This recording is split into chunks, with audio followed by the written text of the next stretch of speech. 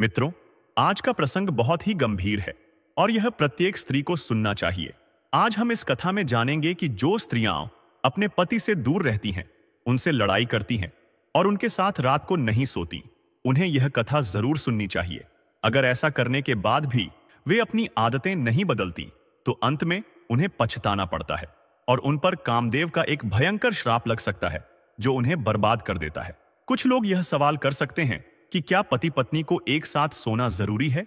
अगर वे अलग अलग सोते हैं तो क्या उन्हें कोई दंड मिलता है? तो मित्रों, आज इस कथा के माध्यम से आपके सभी सवालों का जवाब मिलेगा। प्राचीन समय में चंद्रोदय नामक एक राज्य था, जहां एक सुंदर नगर था। इस नगर में एक किसान अपनी पत्नी के साथ रहता था। उस किसान की पत्नी बहुत सुंदर थी और किसान अपनी पत्नी पर हमेशा नजर रखता था। अगर घर में कोई पुरुष आता और उसकी नजर किसान की पत्नी पर पड़ती, तो वह किसान की पत्नी की सुंदरता से मोहित हो जाता था। एक दिन जब रात का तीसरा पहर आ चुका था, किसान अचानक अपने बिस्तर से उठकर घर से बाहर निकल पड़ा। वह चुपचाप और बिना किसी को बताए जंगल की ओर चल पड़ा। उसकी चेहरे पर कोई डर नहीं था, बल्कि ऐसा लगता था जैसे उसे कुछ मिल गया हो। कुछ समय बाद वह किसान घने जंगल में एक झोपड़ी के पास पहुंचा, जहां बाहर एक सुंदर स्त्री खड़ी थी। उस स्त्री को देखकर किसान के चेहरे पर हल्की सी मुस्कान आ गई। वह स्त्री भी किसान को देखकर मुस्कुराई और बोली, हे स्वामी, आज आप बहुत देर से आए। मैं आपको बहुत समय से इंतजार कर रही थी। उस स्त्री ने आगे कहा, हे स्वामी, अगर आप और देर करते तो मैं यहां से चली जाती, लेकिन जैसे ही मेरी नजर आप पर पड़ी, मैंने रुकने का फैसला किया। किसान ने उस स्त्री से कहा, प्रिय, आज मेरी पत्नी को बुखार था, जिससे वह सो नहीं पा रही थी। उसे सुलाने के बाद ही मैं घर से बाहर आकर सीधे तुम्हारे पास आया। यही कारण था कि मैं आज देर से आया। इस पर स्त्री ने कहा, हे स्वामी, मुझे भी थोड़ी देर हो गई थी, लेकिन मैंने सोचा कि आप आ गए होंगे। परंतु जब मैं यहां पर आई तो आप यहां पर नहीं आए थे। मैं सोच रही थी कि शायद आप आकर यहां से चले गए होंगे। फिर मेरे मन में विचार आया कि मैं कुछ क्षण आपकी प्रतीक्षा कर लेती हूं। शायद किसी कारणवश आपको आने में देरी हो गई हो। तभी वह किसान कहता है, हे प्रिय, विलंब ना कीजिए, अन्यथा सुबह हो जाएगी। मित्रों, किसान के कहने पर वह दोनों झोपड़ी में चले जाते हैं और उस झोपड़ी में कुछ समय व्यतीत करने के बाद अपने अपने घर चले जाते हैं। मित्रों, इस प्रकार से ऐसा कुकृत्य करके वह किसान अपनी पत्नी को धोखे में रखकर इस स्त्री से मिलने आया करता था और वह स्त्री अपने पति को धोखा देकर उस किसान से मिलने आया करती थी। तो चलिए मित्रों, आगे की कथा में मैं आप सभी को बताने वाला हूं कि जो स्त्रियां अपने पति को धोखे में रखती हैं या जो पुरुष अपनी पत्नी को धोखे में रखता है, उनके साथ क्या होता है। मित्रों, एक बार की बात है, कैलाश पर्वत पर भगवान शिव जी ध्यान मुद्रा में बैठे हुए थे और तीनों लोगों का मनमोहक दृश्य देख रहे थे। तभी उनके पास नारायण का जाप करते हुए देवर्षि नारद जी आते हैं और उन्हें प्रणाम करते हैं। देवर्षि नारद की आवाज सुनकर भगवान शिव जी अपनी आंखें खोलते हैं और देवर्षि नारद का प्रणाम स्वीकार करते हुए कहते हैं, हे देवर्षि, कहिए आज किस प्रयोजन से आना हुआ। तभी देवर्षि नारद जी कहते हैं, हे प्रभु, आज मैंने धरती लोक पर एक बहुत ही विचित्र दृश्य देखा, जिसे देखने के बाद मेरे मन में एक प्रश्न उठने लगा। आगे देवर्ष नारद जी कहते हैं, हे प्रभु, यदि यह दृश्य भगवान ब्रह्मा जी ने देख लिया होता तो उन्हें तो मानव जाति से घृणा होने लगती और वे यही सोचते कि मैंने धरती लोक पर ऐसी मानव जाति क्यों बनाई। देवर्षि नारद जी की बात सुनकर भगवान शिव जी ने कहा, हे देवर्षि, तुमने पृथ्वी लोक पर ऐसा क्या देखा जिससे तुम इतना व्याकुल हो उठे? तुम मुझे निसंकोच होकर बताओ। तभी देवर्ष नारद जी ने बताया, हे प्रभु, आज जब मैं आकाश मार्ग से जा रहा था तो मैंने देखा कि एक स्त्री अपने पति को रात में अपने बिस्तर पर सुलाकर रात में जंगल की ओर जाकर एक झोपड़ी के पास खड़ी होकर किसी पुरुष का इंतजार कर रही थी और उधर वह पुरुष अपनी पत्नी और दोनों बच्चों को सुलाकर और उन्हें अकेला छोड़कर घर से निकलकर वहां से घनी रात में जंगल में होते हुए आया और उस झोपड़ी में उस स्त्री से मिला और उस स्त्री से मिलने के बाद दोनों ने आपस में शारीरिक संबंध स्थापित किया और उसके बाद वहां से चले गए। मित्रों, आगे नारद जी कहते हैं, हे प्रभु, यह दृश्य देखकर मेरे मन में यह जानने की इच्छा हुई कि कलयुग के स्त्री पुरुष अपने पति पत्नी को धोखा क्यों दे रहे हैं, उनके साथ ऐसा विश्वासघात क्यों कर रहे हैं। हे प्रभु, वह कौन सी स्त्रियां होती हैं जो अपने पति को अपने पास सोने नहीं देती हैं? ऐसी स्त्रियों को कौन सा पाप भोगना पड़ता है? और वह कौन सी स्त्रियां होती हैं जो अपने जीवन में यदि यह 3 गलतियां करती हैं तो उन्हें जीवन भर पछताना पड़ता है और उन्हें जीवन भर रोना पड़ता है।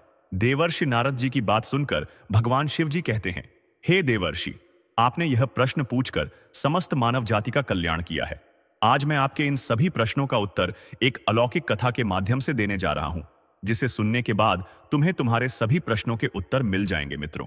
कथा सुनाते हुए भगवान शिव जी कहते हैं, हे देवर्षि, एक समय की बात है, किसी गांव में एक व्यापारी रहता था। उसका एक पुत्र था जिसका नाम देवांतक था। वह व्यापारी बहुत ही धनवान था। उसके पास बहुत धन था, क्योंकि वह व्यापारी अपने व्यापार में बहुत ही ज्यादा मेहनत करता था, और इस मेहनत के चलते वह व्यापारी बहुत धन इकट्ठा कर चुका था। वह व्यापारी अनाज कम दामों में खरीदता था और शहर में ले जाकर अन्य बड़े व्यापारियों को ऊंचे दामों में उस अनाज को बेच देता था। इस प्रकार से धीरे धीरे वह बहुत धनवान बन गया था। मित्रों, उस व्यापारी की जो पत्नी थी वह देखने में बहुत ही ज्यादा सुंदर और रूपवान थी, और वह व्यापारी अपनी पत्नी से बहुत प्रेम करता था। इसलिए वह व्यापारी अपने व्यापार से जो भी धन कमाता था वह पूरा का पूरा धन अपनी पत्नी के हवाले कर देता था। और वह व्यापारी अपने इकलौते बेटे देवांतक से बहुत प्रेम करता था। वह जो भी कहता था व्यापारी लाकर उसे दे देता। उस व्यापारी के लाड़ प्यार के कारण धीरे धीरे उसका बेटा बिगड़ने लगा और उसने गलत बच्चों की संगत पकड़ लिया और वह बर्बाद हो गया। कहें ना कि अधिक आजादी से या तो इंसान बिगड़ जाता है या फिर बन ही जाता है, किंतु बिगड़ता ज्यादा है और बनता कम ही है। मित्रों, उस व्यापारी के पुत्र के साथ यह हुआ कि वह बिगड़ गया। वह गलत लोगों के साथ रहकर शराब पीने लगा और जुआ खेलने लगा और अपने पिता का धन जुए में उड़ाने लगा। वह अपनी मां से झूठ बोलकर धन ले जाया करता था और जुए में हार जाया करता था, और शराब पीने के बाद वह अपनी काम पिपास को शांत करने के लिए वेश्याओं के पास जाने लगा। एक दिन किसी व्यक्ति के द्वारा उस व्यापारी को खबर मिलती है कि तुम्हारा पुत्र अपनी हवस बुझाने के लिए शराब पीकर वेश्याओं के पास जाता है और सारा दिन जुआ खेलता है। अपने पुत्र के प्रति ऐसी बात सुनकर वह व्यापारी मन में विचार करने लगता है कि कैसे इसे इस दलदल से बाहर निकाला जाए। तभी उसने निर्णय लिया कि इसका विवाह कर देते हैं, क्योंकि जब इसका विवाह हो जाए तो घर में इसकी पत्नी आ जाएगी, तो जितने भी यह उल्टे काम करता है वह सारे के सारे भूल जाएगा, और जो यह वेश्याओं के पास जाता है नहीं जाएगा, क्योंकि विवाह के बाद इसकी पत्नी आ जाएगी तो यह कहीं नहीं जाएगा। यह सब सोचकर उस व्यापारी ने एक धनवान सेठ के घर रिश्ता देखकर सेठ की बेटी से अपने पुत्र देवांतक का विवाह कर दिया। मित्रों, देवांतक की जो पत्नी थी उसका नाम रोहिणी था। रोहिणी देखने में बहुत ही सुंदर लगती थी, और वह सुंदर होने के साथ साथ अत्यंत रूपवान, गुणवान और स्वच्छ हृदय वाली स्त्री थी। देवांतक की शादी हो जाने के बाद देवांतक घर में ही रहने लगा, क्योंकि उसकी पत्नी इतनी सुंदर थी कि वह अपनी पत्नी को छोड़कर कहीं नहीं जाता था और उन वेश्याओं को भूल गया था। कुछ समय बाद देवांतक के माता पिता वृद्धावस्था में पहुंच गए। वह बूढ़े हो गए और एक दिन ऐसा आया कि उन दोनों की मृत्यु हो गई और वे इस दुनिया को छोड़कर चले।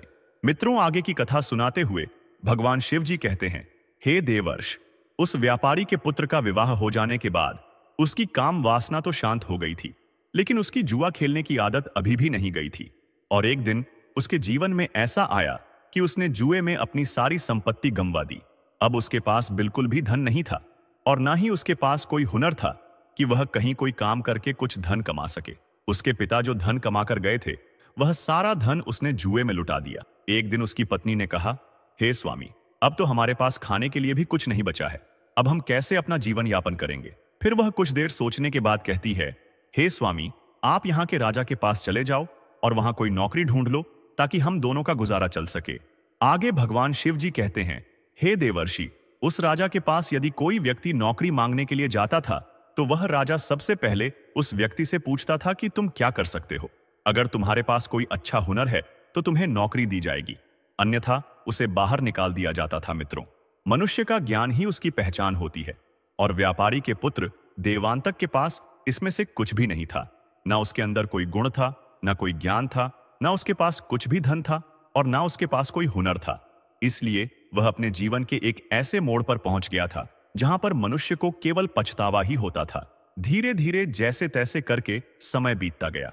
इधर देवांतक की बेटी विवाह के योग्य हो गई, किंतु उसका विवाह करने के लिए देवांतक के पास एक फूटी कौड़ी तक नहीं थी और उसको अपना घर चलाने में भी मुश्किल हो रही थी। अब तो देवांतक दाने दाने के लिए मोहताज हो रहा था।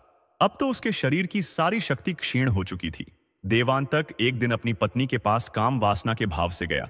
उसकी पत्नी ने गुस्से में कहा, इस संसार में इंसान का सबसे बड़ा सुख केवल काम वासना नहीं होता, जरूरतमंद लोगों की मदद करना भी सुख का एक महत्वपूर्ण पहलू है। जो लोग केवल वासना के पीछे भागते हैं वे अपने जीवन को बर्बाद कर लेते हैं। अंततः उन्हें पछताना पड़ता है, जैसे तुम करोगे। देवांतक को यह सुनकर बहुत आश्चर्य हुआ। उसने कहा, यह तुम क्या कह रही हो? उसकी पत्नी ने उत्तर दिया, आज मैं तुम्हें तुम्हारी 3 बड़ी गलतियों के बारे में बताने जा रही हूं। इन्हें ध्यान से सुनो, क्योंकि मनुष्य इन गलतियों के कारण ही जीवन भर पछताता है। पहली गलती के बारे में बताते हुए उसने कहा, जो व्यक्ति अपने जीवन के प्रारंभिक दिनों में अच्छी शिक्षा और हुनर नहीं सीखता, उसे बाद में बहुत परेशानियां झेलनी पड़ती हैं। यह एक ऐसी गलती है जो जीवन भर आपको परेशान करती रहती है।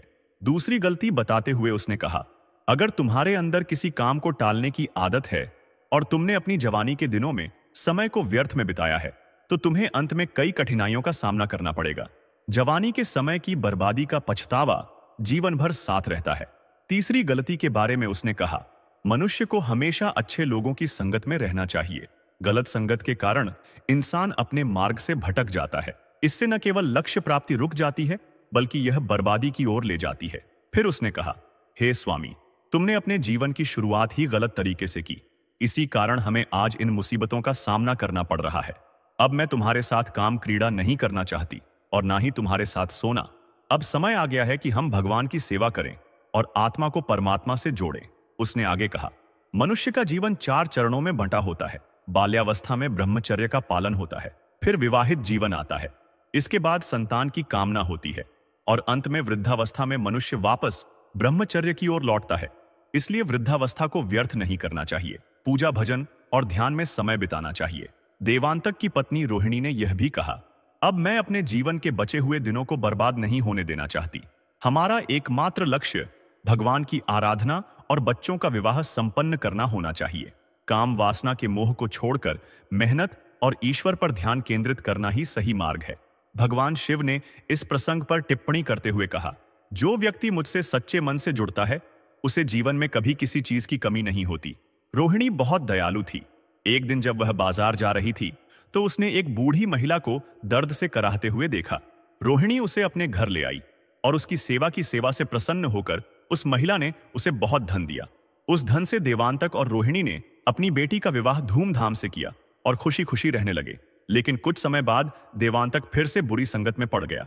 वह शराब पीने लगा और एक रात जब उसने अपनी पत्नी से सोने की जिद की और उसने मना कर दिया, तो वह गांव के बाहर एक झोपड़ी में जाकर दूसरी महिला के साथ काम संबंध बनाने लगा। इसके बाद वह अपने घर लौट आया। भगवान शिव ने कहा, स्त्री को अचानक अपने पति का त्याग नहीं करना चाहिए। जिस तरह से रोहिणी ने किया वह गलत था। अगर पत्नी अचानक अपने पति के साथ सोना बंद कर देती है तो पति गलत रास्ते पर निकल जाता है। इसलिए स्त्री को अपने पति को धीरे धीरे सही मार्ग पर लाना चाहिए। स्त्रियों के लिए भगवान शिव ने 3 महत्वपूर्ण बातें बताईं। पहली, स्त्री को अपने पति के साथ रात्रि विश्राम बंद नहीं करना चाहिए। अगर वह ऐसा करती है तो पति गलत संगत में पड़ सकता है। दूसरी, पत्नी को अपने पति से प्रेम पूर्वक बात करनी चाहिए और उसकी बातों को समझना चाहिए। तीसरी, पति और पत्नी को एक दूसरे का सहयोग करना चाहिए। ऐसा करने से उनके जीवन में कभी कोई परेशानी नहीं आती। भगवान शिव ने कहा, जो पति पत्नी एक दूसरे का साथ देते हैं उनका जीवन सुखमय होता है। भगवान की कृपा से उनके घर में कभी भी धन धान्य की कमी नहीं होती। यह कथा यहीं समाप्त होती है। आशा है यह प्रसंग आपको पसंद आया होगा। यदि यह ज्ञानवर्धक लगा हो तो कमेंट में जय भोलेनाथ अवश्य लिखें।